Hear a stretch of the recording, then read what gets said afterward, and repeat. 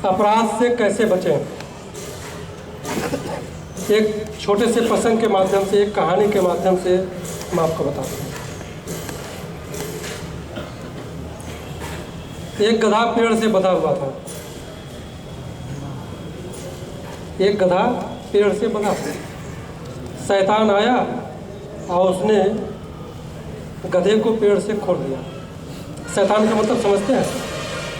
शैतान मतलब कि उपद्रवी व्यक्ति, दुष्ट व्यक्ति।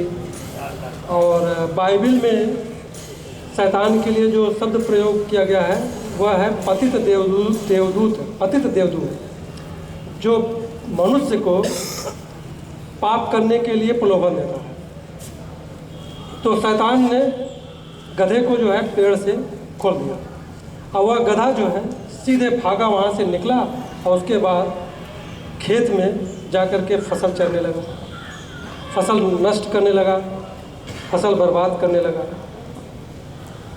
किसान की पत्नी ने देखा कि गधा खेत जो है चर रहा है, नुकसान पहुंचा रहा है, तो किसान की पत्नी ने बंदूक निकाला और गधे को मार दिया। जब गधे की लाश को गधे के मालिक ने देखा तो उसे बड़ा गुस्सा आया। तो उसने जो है किसान की पत्नी की जो है हत्या कर दी। तो जब किसान ने अपनी पत्नी की मृत्यु के बारे में सोचा तो किसान को बड़ा गुस्सा आया। तो किसान ने क्या काम किया?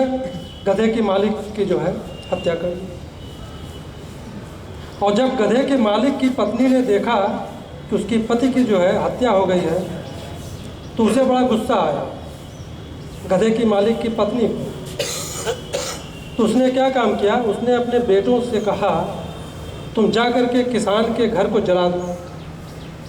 इतना कहना था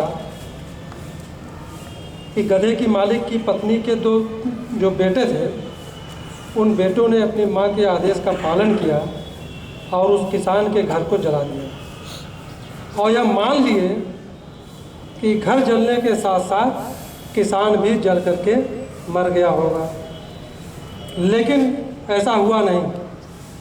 किसान वापस आया और गुस्से में उसने जो है गधे के मालिक की पत्नी और उसके दोनों बेटों की हत्या कर दी। और उसके बाद किसान को बड़ा अफसोस हुआ, किसान बड़ा पछताया। उसने शैतान से कहा यह सब नहीं होना चाहिए था, यह क्यों हुआ, ऐसा क्यों हो गया? तो शैतान ने कहा मैंने तो कुछ किया नहीं।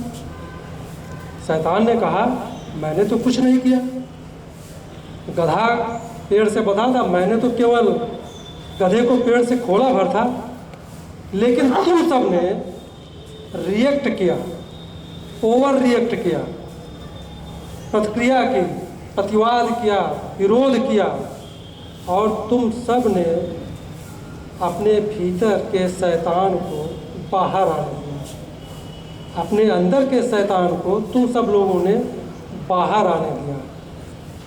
तो कहने का मतलब ये है हर व्यक्ति के अंदर शैतान है। कोई व्यक्ति ऐसा नहीं है जिसके भीतर शैतान न हो। तो भविष्य में जब भी ऐसी परिस्थिति आए